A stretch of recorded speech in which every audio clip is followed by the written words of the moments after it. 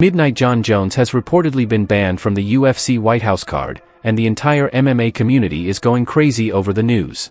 Jon Jones says he wants to be on there too, and he says he would fight whoever the champion is. So would you be okay with him like coming back, potentially winning that belt again? You know, I felt about him. I can't risk putting him in big positions in a big spot and have something go wrong, especially the White House card. I was retired. I felt like I was at a place where I've done it all in the MMA space, and felt like there wasn't too many more challenges for me, and I just wanted to do something more than championships and money. And Donald Trump mentioned that he wanted to have a fight at the White House Garden, you know, and that just seems like such a huge opportunity. I'm a very proud American. I have a lot of close friends that are in the military, and this is my act of I can't call it service, but just to be able to entertain the country and the world at this level at the White House, it just means the world to me. So I'm back. So they've announced this White House UFC fight. Can we expect to see you on the card? I can't promise anyone anything, but I have very strong feeling that I'll be on that card. It's going to be historic. But who would you take on? Who would be your dream opponent? I would want to take on whoever's holding the belt at the end of the year. Any possible names you think? Well, you know, I mean, as of right now, the champion is Tom Aspinall, but we'll see who's the champion at the end of the year. The only thing to have an American guy fight for the championship that night, I'd be willing to put it all on the line. Nice. And that's a good thing because we're going to put on the best card we've ever done for that White House event. You know what I mean? It's going to be it's a one-of-one experience. Like when we did the Sphere, it's the Sphere on steroids. I mean, it's going to be a one-of-one event. There'll be nothing like it ever again.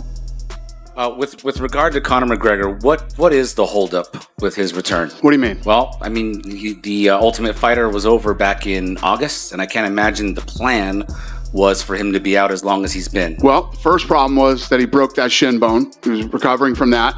That was one of the reasons we had it on. The other problem is he's fucking rich. Conor McGregor doesn't need money. So are we at a point here where Conor McGregor may never fight for the UFC? Can you say that? If you had shitloads of money, would you be sitting here right now asking me this fucking question? No. No, you would not. That just answered your question. Well, I answered no. So you're saying there's a chance that Conor McGregor will not fight again for the UFC? I don't know. Conor McGregor's got a lot of money. And, anytime we get Conor, we'll be happy to, be thrilled when he comes and fights. But money complicates a lot of things. He just filmed a movie. He's got to do the press for the movie, and he's got obligations with that. And he does want to fight this year, but we'll see what happens. According to reports in Dana White's own words, Jones will not be part of the historic card taking place at the White House. A card that's expected to be 1-2:592 minutes, 59 seconds off the biggest public showcases in UFC history. And the reason Dana White says it plain and simple, Jon Jones is just not reliable enough to be trusted with that kind of spotlight. Jon Jones is known for being unpredictable in more ways than one, both inside the octagon and outside of it, so he can't be upset or disappointed when Dana White says, look, the White House card is something that logistically is already difficult enough, it's a security nightmare, but I also don't know, quite frankly, if I can trust Jon Jones in a spot like this.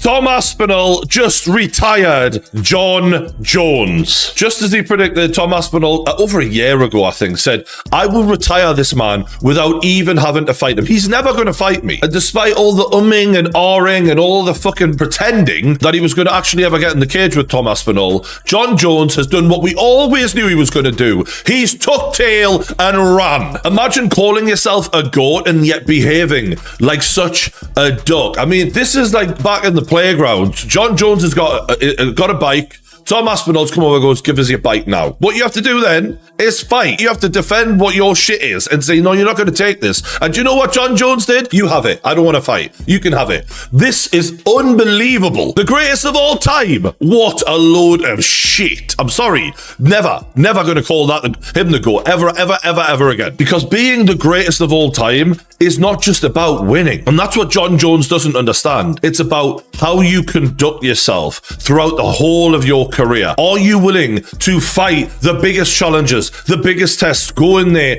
and test yourself against everyone? And Jon Jones proved, without a shadow of a doubt, his biggest test, stepped up and he bottled it well and truly. Remember this clip from like over a year ago when Jon actually met Tom in person? Respect, man. All the best. Respect. All the best. Do a quick picture.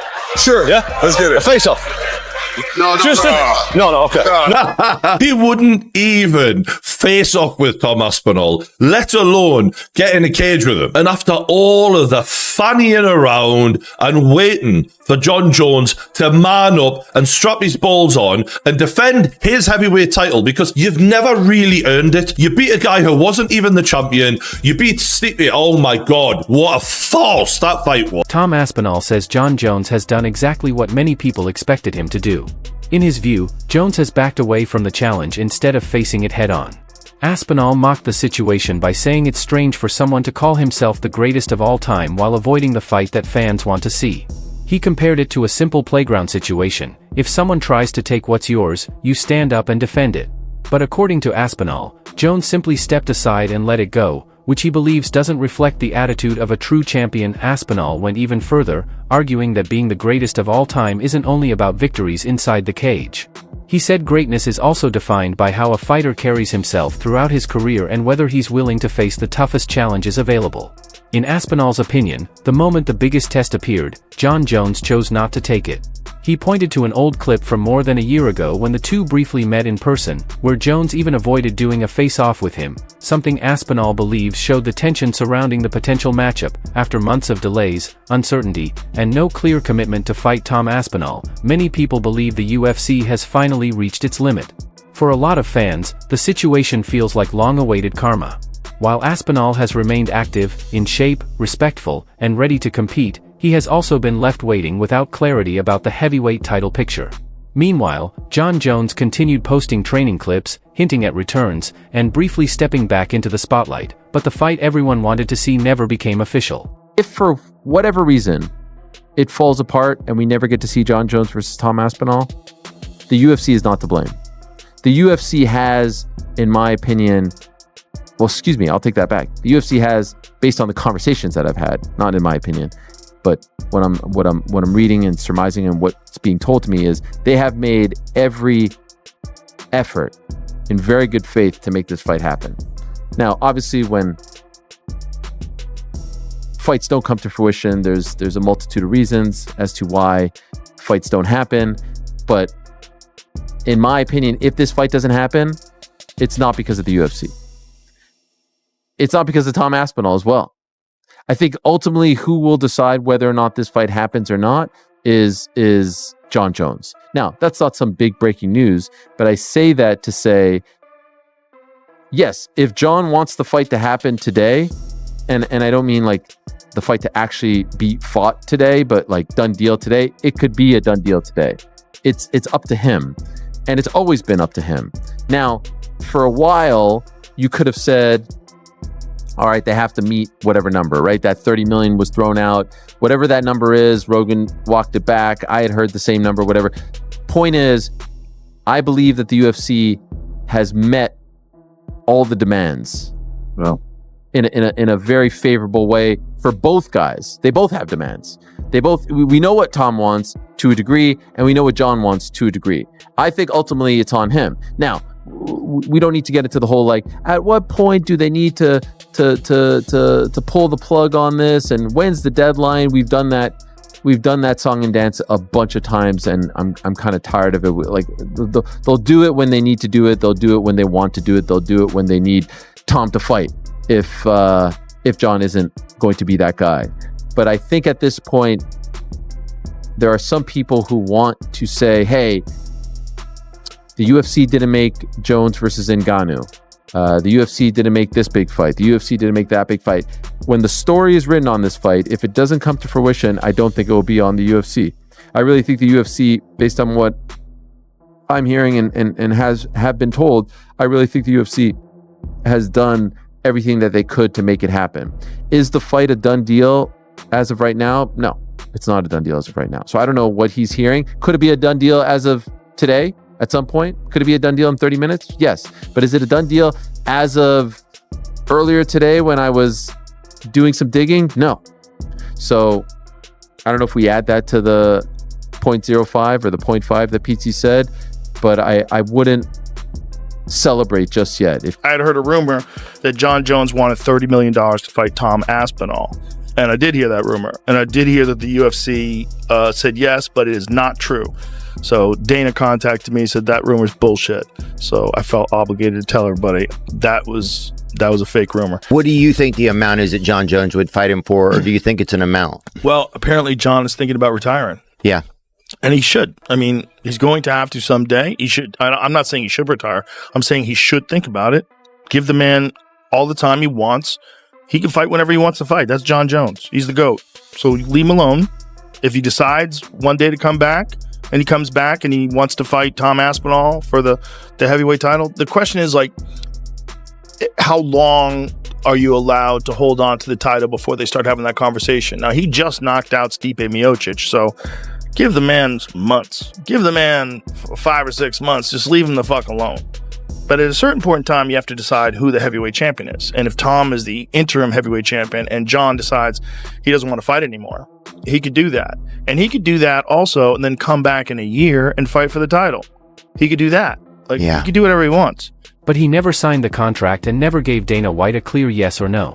Instead, it was just more waiting, more silence, and more wasted time. Now the door has finally closed. The White House card is moving forward, and Jon Jones is officially out of the event. Meanwhile, Tom Aspinall is finally free to move ahead with his career. His next fight has now been confirmed, and he will defend his interim heavyweight title against Cyril Gane in Abu Dhabi later this year.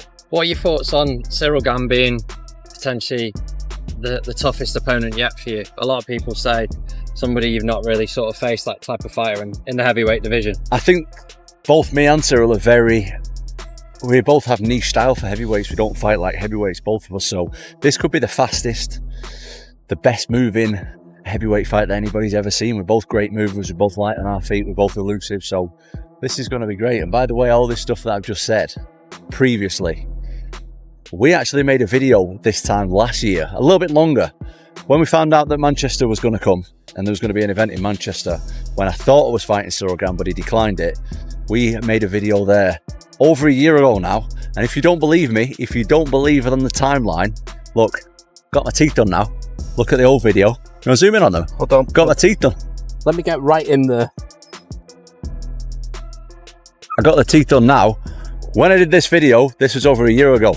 Didn't have my teeth done then, so get over there. Aspinall will face Cyril Gane. Aspinall has 15 wins, and all of them are by finish. Gane is the #1 ranked heavyweight. Now, when you look at the UFC heavyweight rankings, as I say, Tom has beat most of them, and he's beat them in style, and he's knocked them all out. Curtis Blade, Sergey Pavlovich, Alexander Volkov, whoever they are, he's beaten them all up. But Cyril Gane is a little bit different. Now, of course, Jon Jones beat Cyril Gane in quick fashion, took him down in the first round, submitted him with a front choke. But Cyril Gane is the same as Tom Aspinall in terms of athletic ability. When I say that Tom Aspinall is a heavyweight George St. Pierre, that kind of goes to Cyril Gane as well. The man's gigantic. He's very quick. He's agile. He's light on his feet. He could run any sport on the planet. And he's almost like George St. Pierre and Tom Aspinall in the fact that he's got all those athletic attributes and qualities, but he doesn't have the grappling. That's what cost him against Jon Jones. And that's probably what's going to cost him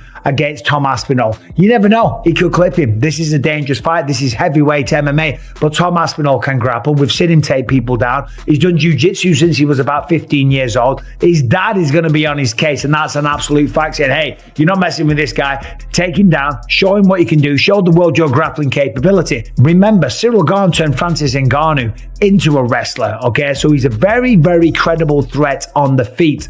But of course, I do fancy Tom Aspinall to get the job done. The fact that he isn't fighting Jon Jones is insane, but we've talked about that till the cows come home, so I'm not going to bore you on that subject anymore.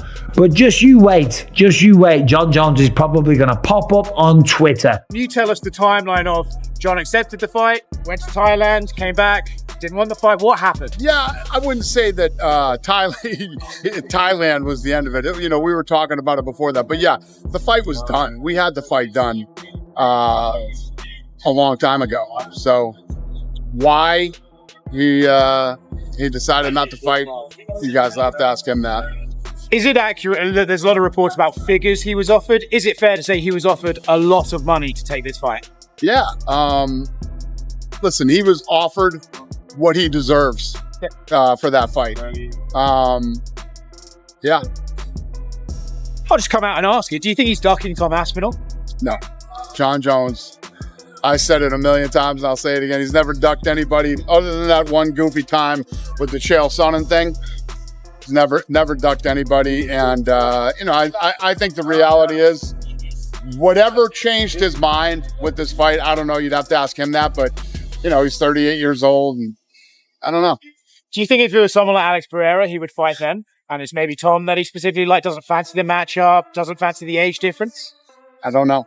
I don't know the answer to these questions. Only he does. We had the fight done. Listen, our job is to make the biggest fights we can make and the fights that the fans want to see. And that's what we try to do. But the minute somebody starts talking about retirement, my philosophy on that, you should do it. Yeah. Did you know about the stuff that came out of Albuquerque last night?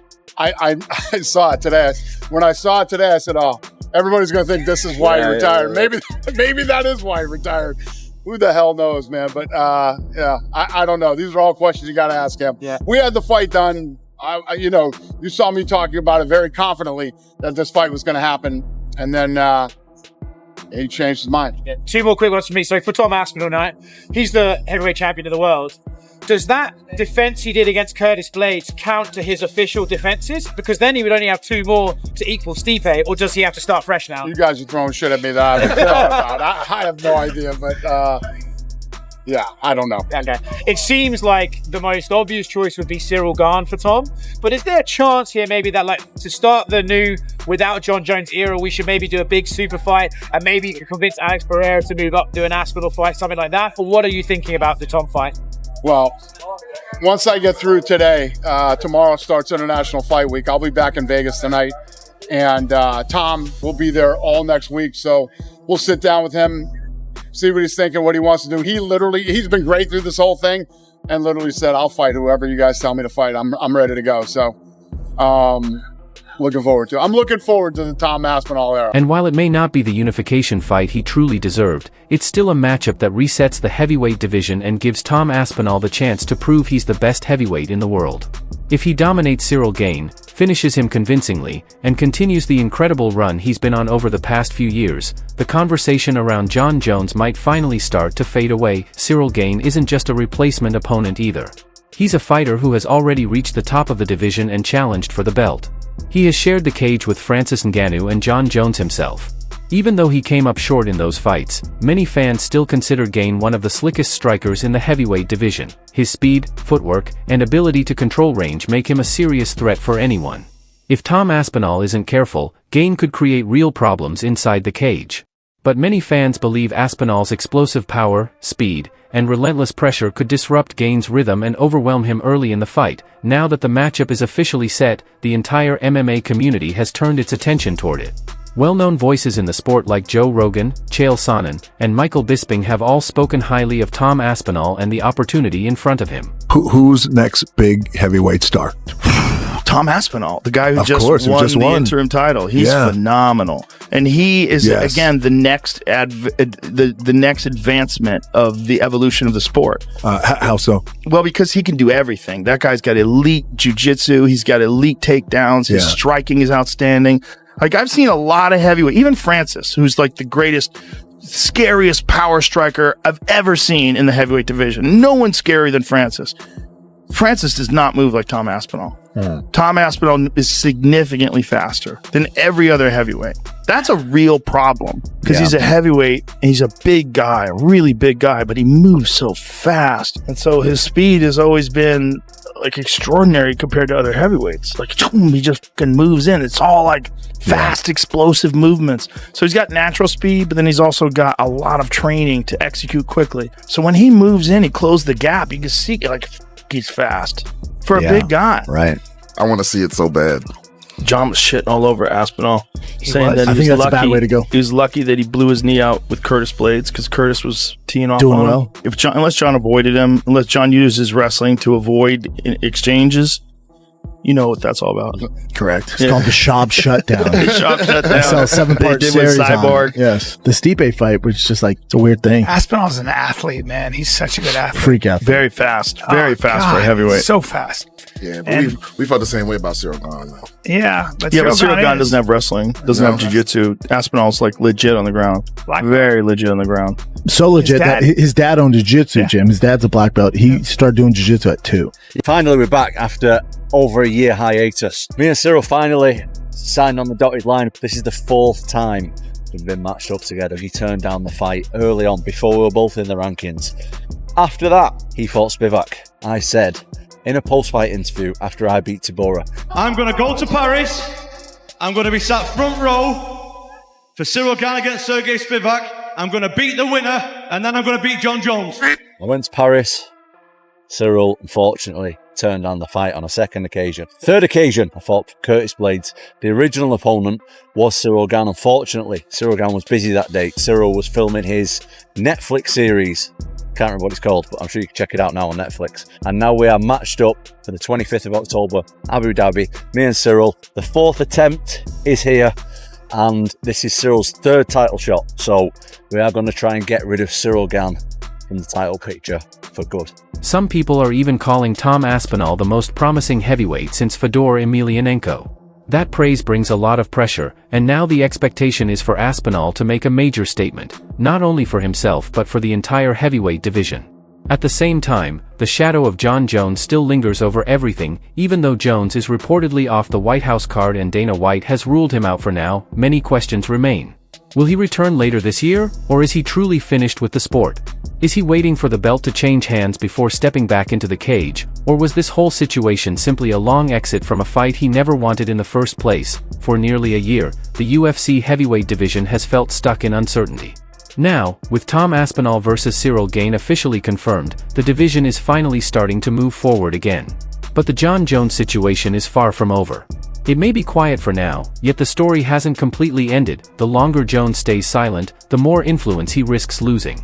If Tom Aspinall continues doing what he has been doing, dominating fights, headlining events, and finishing elite opponents like Cyril Gane, then the conversation could eventually shift. Instead of asking when Jon Jones will return, fans may begin asking why it even matters anymore. And that possibility might be the most uncomfortable scenario for Jones of all.